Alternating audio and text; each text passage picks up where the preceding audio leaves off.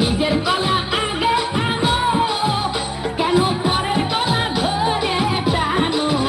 বাবা নিজের কলা আগে আনো, কেন পরের কলা ধরে টানো?